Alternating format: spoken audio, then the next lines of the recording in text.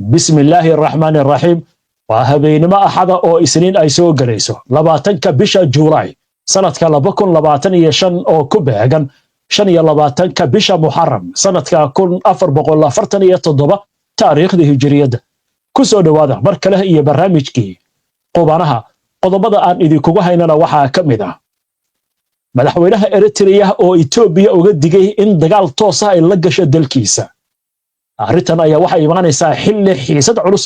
labada wadan ee dariska ay ka dhex aloosan tahay Iran oo la shaaciyay inay dib u dhistay dhammaanba nidaamkii difaaca hawada ee waxyeeladu ay ka soo gaartay dagaalkii Israa'iil ay la gashay madaxweynaha Ruushka oo magaalada Moscow kula kulmay mas'uul sare oo ka socda dawladda Iran iyadoo laga wada hadlay arrimo xasaasi ah wararkii ugu dambeeyay Gaza ayaan sidoo kale barnaamijka idinkugu haynaa iyadoo Israa'iilna ay sii wado duqeynta aan kala soocay kala joogsiga lahayn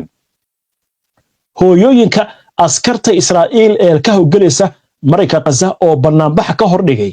guriga abaandulaha ciidanka Israa'iil oo wada hadal la furtay dalal ku yaala gobolka si gargaar hawada looga daadiyo marayka Gaza ra'yi ururin caawa soo baxday ayaa sheegaysa in boqolkiiba 66 Israa'iiliyiintu ay ka quusteen rajadii mustaqbalka Israa'iil ay kala haayeen sheekada ugu dambeysay barnaamijkan idinkugu hayaana waxay ku aadan tahay nin u dhashay waddanka Pakistan oo isaga kala gooshayay gudaha waddankaasi laba magaalo ku yaal ayaa ugu dambeyntii diyaarad waxa loo saaray waddankaasi Sacuudiga gaar ahaan magaalada Jidda sidii arrintan ku dhacday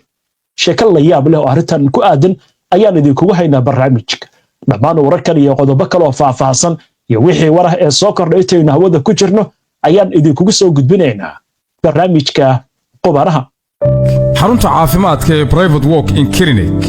waxay bulshada Soomaaliyeed ugu bishaaraynaysaa inay qiimo dhimis weyn ku samaysay adeegga ultrasound scanka iyadoo qiimihiisa laga dhigay 150 pound oo kaliya halkii uu ka ahaa markii hore 240 pound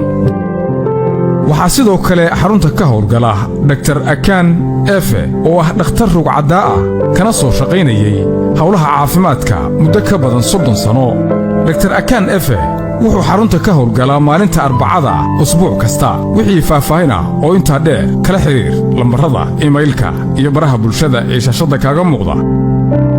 madarasada al-Irshaad Qur'aan online ma ku haminaysaa in qur'aanka si sahal ah ku xifdiso ama ku barata adiga iyo ubadkaagaba adiga oo gurigaaga ama goobtaada shaqo jooga waxaan ku wadaa fursadii ugu weyneed madarasada al-Irshaad Qur'aan online waxay ku diyaarisay casharo toos ah oo dhanka online-ka ah oo ay kamid yihiin barashada iyo xifdinta qur'aanka kariimka higaada carabiga adkaarta iyo salaada barashada tafsiirka iyo ahadiista rasuulka kaleeyhi salaatu wasalaam barashada tarbiyada islaamka iyo qaybaha kale madarasada al-Irshaad Qur'aan online waxa kugu diyaara macallimiin aqoon iyo khibrad leh waxaan kugu soo dhaweynayaa gacmo furan wixii faahfaahin kala xiriir telefoonka shaashada kaaga muuqda soo dhawaada marka la dacwadaya si aad u hesho wararka barnaamijyada iyo macluumaadka aynu halkan ka soo gudbinayno haddii aad ku cusub tahay baraheena bulshada amaba horay aadan ugu xirnayn hadda ku soo biir waana ku mahadsantihiin daawashada barnaamijka waxaynu ku bilaabaynaa xiisada ka dhex aloosan Ethiopia iyo Eritrea halkaasi oo lagu soo waramayo in labada dhinac eedama adag ay isku jeedinayaan haddaba hadal culus ayaa wuxuu ka soo yeeray madaxweynaha Eritrea Isaias Afwerki aynu eegno wararkii ugu dambeeyay ee amuurtan madaxweynaha Eritrea ayaa uga digay Ethiopia in dagaal ay la gasho dalkiisa isagoo ku tilmaamay himilooyinka waddanka dariska ay yihiin ee ku aadan in ay bad helaan aysan ahayn mid laga fiirsaday xiriirka u dhaxeeya Addis Ababa iyo Casmaraha ayaa isbedelay tan iyo markii Eritrea ay madax banaanideeda ka qaadatay Ethiopia 1993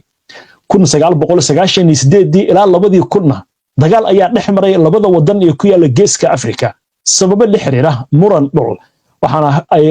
sababeen dagaaladaasi inay ku dhintaan 10,000 oo qof Afwerki oo ka hadlayay sida bulshada labada dal u kala badan tahay ayaa waxa uu ka hadlay iyadoo markaana Ethiopia dhankeeda ay ka dhiganayso sabab ay ku gaari karto guul dadka ay ka fara badan tahay Eritrea wuxuuna yiri haddii Ethiopia ay malaynayso in Eritrea ay ku garaaci karto weerar tiro badni ku salaysan way qaldan tahay Ethiopia oo ah wadan aan bad lahayn ayaa dadkiisu waxay ku dhow yihiin 130 milyan oo qof. waraysi uu siiyey madaxweynaha Eritrea telefishinka dowladda ayaa waxa uu ku yiri ka hor inta aan shacabka Ethiopia loo jeedin dagaallo aan loo baahnayn ama aan loo adeegsan ujeedooyin siyaasadeed waa in marka hore la xalliyo dhibaatooyinka gudaha dalka ka jira. Ra'iisul Wasaaraha Ethiopia Abiy Ahmed ayaa heshiis nabadeed la saxiixday afweerkii wax yar oo kadib markii xukunku la wareegay 2018 intii u dhaxaysay 2020 ilaa 2022 dagaal culus ayaa ka dhacay gobolka Tigray ee Ethiopia oo xuduud la leh Eritrea kaas oo dhex maray falagada gobolkaasi ee TPLF iyo ciidamada federaalka oo taageeraya ciidamada Eritrea qiyaastii 600,000 oo qof ayaa lagu dilay colaadaasi sida ay sheegayso xogta ururka midowga Afrika. heshiis nabadeed ayaa lagu soo afjaray dagaalkaasi laakiin weli ciidanka Eritrea waxay joogaan qaybo ka tirsan gobolka Tigray tan iyo xilligaas xiisada u dhaxaysa Asmara iyo Addis Ababa ayaa taagneed iyadoo ra'iisul wasaaraha Ethiopia lagu eedeeyay inuu danaynayo dekada Eritrea ee Asam. afweerki ayaa ku tilmaamay hamiga Ethiopia ee ku aadan badda mid aan laga fiirsan bilihii la soo dhaafina labada dhinac waxay wadeen hub urursi xoogan waxaana ciidamo fara badan iyo gaadiidka dagaalka lagu daabulay xuduudda labada dhinac u dhaxaysa. ma jiro war rasmi ah oo ka soo baxay dhanka Ethiopia oo ku aadan hadalkan ka soo yeeray madaxweynaha Eritrea. imikana Moscow madaxweynaha Ruushka Vladimir Putin ayaa lagu soo waramayaa in kulan uu la qaatay Ali Larijani oo ah la taliyaha sare ee hogaamiyaha sare ee dalka Iran. haddaba warkan ayaa waxaa lagu xaqiijiyay war uu bixiyay oo saxaafadda uu sheegay afayeenka aqalka Kremlinka ee looga arrimay dalka Ruushka Dmitry Peskov waxaana uu sheegay in wadahadallada diiradda lagu saaray mustaqbalka barnaamijka nuclearka Iran xilli ay sii kordhayaan xiisada ka aloosan gobolka bariga dhexe. Putin ayaa la sheegay mar kale ku celiyay in Ruushku uu ku taageersan yahay xal diblomaasiyadeed iyo dejinta xiisadaha ku aadan nuclearka Iran. waxaana la sheegay in madaxweynaha Ruushka uu tilmaamay muhiimadda ay leedahay in dhanka siyaasadda xoogga la saaro marka laga hadlayo arrimaha la xiriira barnaamijka nuclearka ee Iran. kulankan ayaa muujinaya dadaalka Ruushka ee ku aadan isu dheelitirka xasaasiyadda gobolka ka taagan sida lagu sheegay warka ka soo baxay aqalka Kremlinka.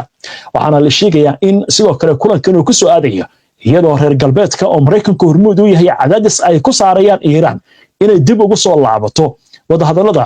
dhanka nuclearka. waa tahay arrimaha Iran intayna ka bixin waxaa la sheegayaa Iran in dhammaanba ay dayactirtay qalabkeedii nidaamka difaaca hawada ee ku burburay ama waxyeeladu ay ka soo gaartay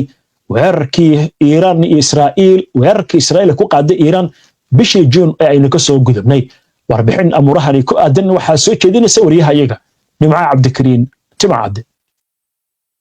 militariga Iran ayaa shaaciyay inay si buuxda u bedeleen dhammaan nidaamyada difaaca hawada ee waxyeeladu soo gaartay intii uu socday dagaalkii ay bishii hore la galeen Israa'iil iyadoo la adeegsanayo agab iyo hub kayd ah oo yeelay dalka gudihiisa. mas'uuliyiinta militariga ayaa sheegay in talaabadan ay xaqiijinayso amniga hawada dalka iyo in difaaca cirka Iran uu si buuxda u shaqeynayo. warbixintan ayaa imaanaysa kadib toddobaadyo gobolka ay ka jirtay xiisad xoogan oo u dhaxaysay Iran iyo Israa'iil taasi oo keentay in labada dhinac ay isdhaafsadaan gantaalo iyo diyaaradaha aan duuliyaha lahayn. intii lagu guda jiray weeraradaasi waxaa la sheegay in qaar ka mid ah nidaamyada difaaca oo muhiim ah oo Iran ay leedahay in la beegsaday, balse haatan saraakiisha difaaca ee Iran ayaa xaqiijiyay in gebi ahaanba la bedelay. afhayeenka ciidamada Iran General Ali Balali oo arrintan ka hadlay ayaa yiri ciidamadeenu waxay ku guuleysteen in nidaam waliba oo waxyeelo ay soo gaartay ay ku bedelaan qalab lagu sameeyay gudaha dalka. waxaana uu intaasi ku daray difaaca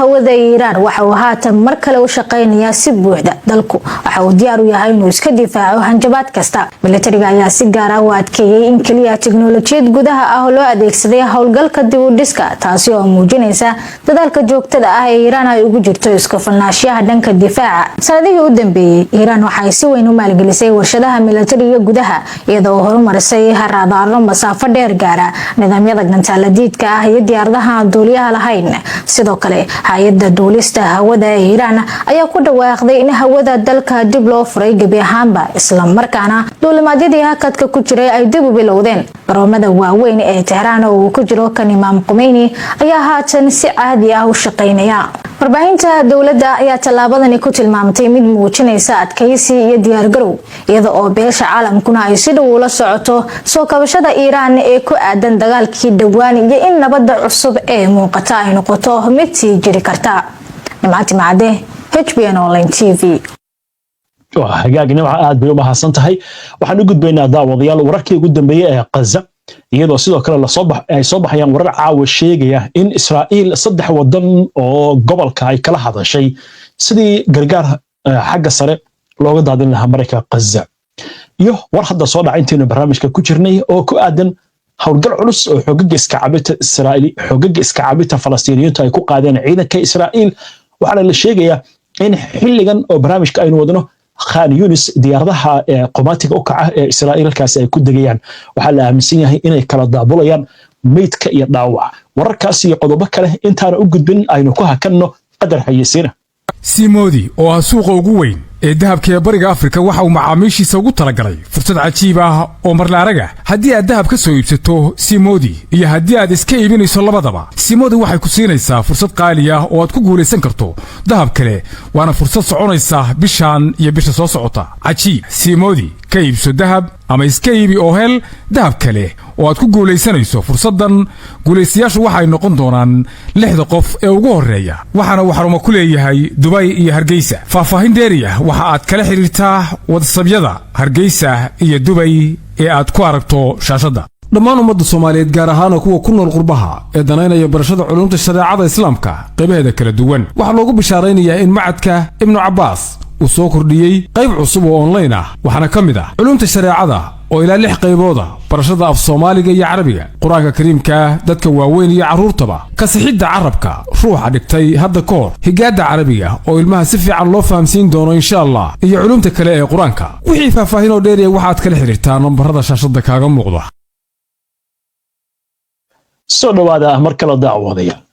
wali waxaad la socotaan barnaamijkii qubanaha oo toos idinkaga imaanaya stuudiyaha iga koowaad. barnaamijyadeena waxaad ka heli kartaan bogagga bulshada ee internetka sida YouTube-ka, Facebook-ka, Twitter-ka iyo Telegram-ka. warbixino qoraal ah, faallooyin iyo macluumaadyo kale waxaad kala socon kartaan barta internetka aynu ku leenahay ee www.hbnonlinetv.com. ku xirnaa HBN oo ka dhigo wehelkaaga wararka.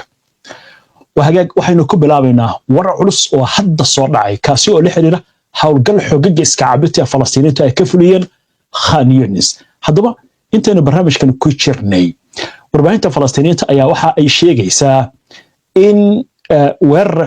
dagaalyahanada Saraya al-Qudus ay ku qaadeen xarunta ciidanka Israa'iil ku taala waqooyiga Khan Yunis. waxaana ay sheegeen in halkaasi ay uga jeedaan diyaaradaha qomaatiga u kaca oo halka ku soo degaya. sidoo kalena waxa la maqlayaa rasaas iyo waliba uura iyo qiiqna hawada ay isqabsatay. waxaana la aaminsan yahay weerar culus halkaasi inuu ka dhacay. hagaag aynu ku soconnay wararkan. ra'iisul wasaaraha Israa'iil Benjamin Netanyahu ayaa waxa la sheegayaa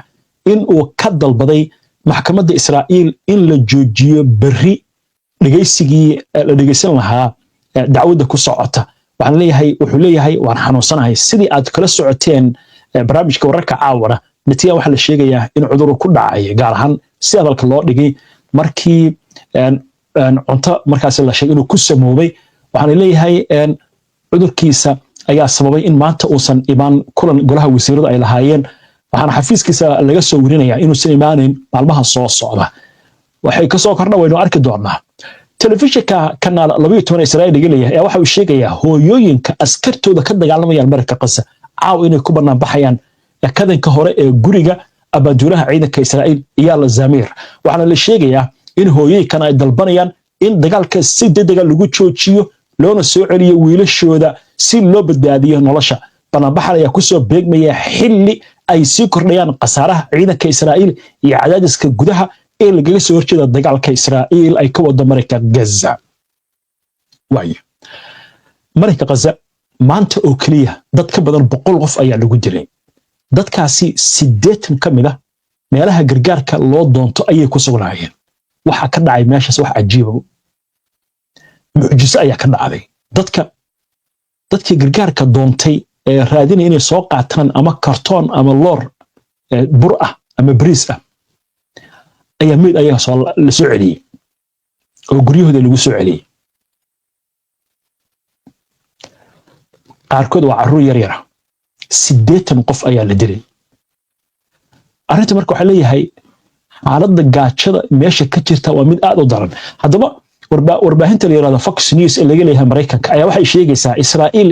in ay kala hadashay 3 wadan oo kuwa gobolka ah si gargaar Mareyka Gaza hawada looga daadiyo mas'uul Israa'iili ah ayaa waxa uu sheegay in mid ka mid ah dalalkan uu horeyba u bilaabay tilaabooyinkan wax ku oolka si loo dhaqan geliyo qorshaha daabulka hawada ee gargaarka isagoo xusay in wadahadallada laba dhinac ay bilaaban doonaan qiyaastii 3 toddobaad waxaana la sheegayaa tilaabadan in imaanayso iyadoo ay sii kordhayso cadaadiska caalamiga ah ee Israa'iil lagu saarayo in ay u ogolaato gargaar dheeraad ah Mareyka Gaza xilli howlgallo culus Israa'iil ay wado hay'adaha Falastiiniyiinta iyo kuwa caalamiga ah ayaa ka digaya xaaladda Gaza ay ku sugan tahay waxaana ay sheegayaan in macaluul ba'an ay jirto wasaaradda caafimaadka ee Falastiiniyiinta ayaa waxay diiwaan gelisay 900 oo Falastiiniyiin ah oo 71 ka mid yihiin carruur oo lagu dilay goobaha gargaarka lagu qaybinayo waxaana sidoo kale leeyahay waxa kale oo dhintay dad aad u fara badan oo boqolaal ah oo daawo la'aan iyo cunto la'aan u geeriyooday xaaladda ayaa waxa la sheegay inay marayso meel aad u adag bilowgii dagaalka Mareykanka iyo dhowr dal oo Carbeed ayaa sameeyay howlgallo wadajir ah oo raashin iyo gargaar kale hawada looga daadiyay Mareyka Gaza gudaha Israa'iil ayna ku laaban sheeko kale la yaab la soo baxday boqolkiiba 66 dadka Israa'iiliyiinta waxay leeyihiin wax mustaqbal ah iyo rajo aan kalena Israa'iil ma jirto haddaba aynu eegno warkan oo gordhaweyta soo baxay ra'yi ururintan oo warbaahinta Israa'iil ay samaysay ayaa waxay muujinaysaa in 10kii qofba 6 ka mid ah aysan lahayn wax rajo ah oo mustaqbalkooda ku aadan Israa'iil taasi oo muujinaysa niyad jabka qaran ee sii kordhaya xilli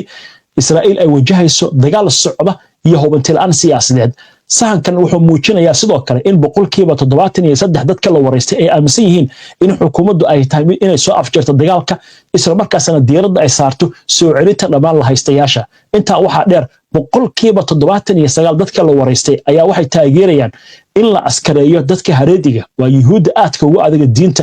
arrin muddo dood ka dhexdhalisay gudaha Israa'iil boqolkiiba 39 dadkaasi ayaa waxay sheegeen in markaasi Israa'iil ay ka liidato 20 sano ka hor meeshii ay joogtay marka loo eego xaaladaha xitaa dhanka ammaanka natiijooyin kale waxay muujinayaan kalsooni darrada sii kordhaysa ee lagu qabo hoggaanka Israa'iil iyo xaaladda oo sii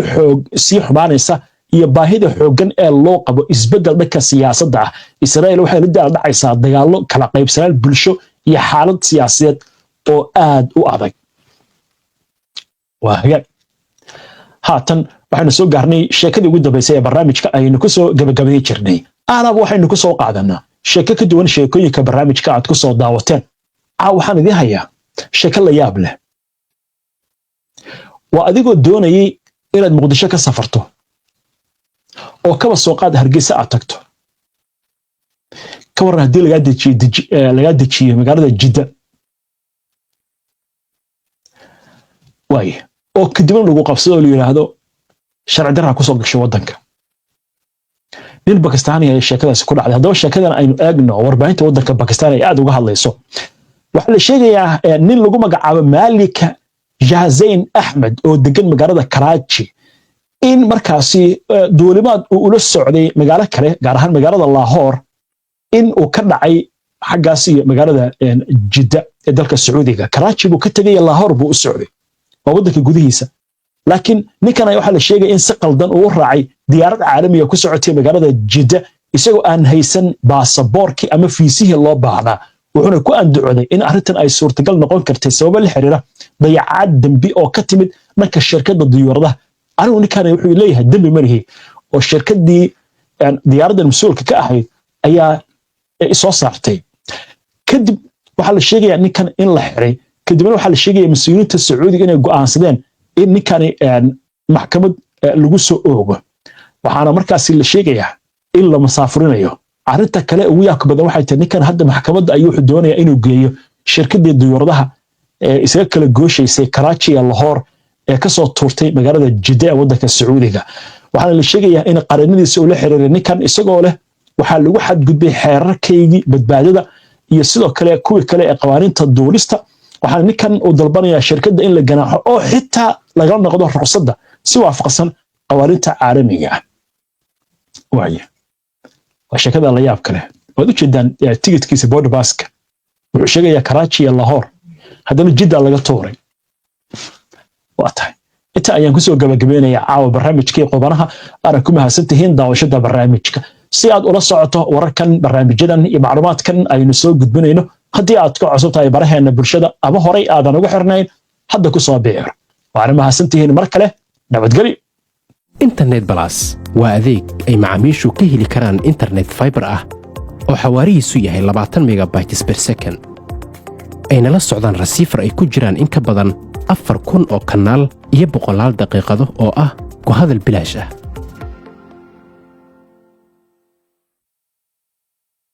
ku soo dhawow shirkadda dhismaha casriga ah ee Golden Country Apartments daaxaadda waaftoo dibadaha maraysay hadda soo deg meeshii dalxiis ku ahaan lay qalbiguna ku degila daartaas ifayso dadku wada jeclaadeen mardocdaada ka carbuuno shirkadda dhismaha guryaha ee Golden Country Apartments waxa ay Nairobi kugu diyaarisay dhismo casri ah oo hadda shaqada lagu wado kaasoo ka kooban dhammaan adeegyada xaafad casri ah looga baahnaa lacagta 24 bilood ayaad ku bixin kartaa haddii aad doonto waa 2 qol 3 qol iyo 4 qol iyo qolka shaqaalaha waxaana uu ku yaalaa xaafadda South Sea wadada Mohoho Avenue kala xiriir ciwaanada iyo adreeska kale ee shaashada kaaga muuqda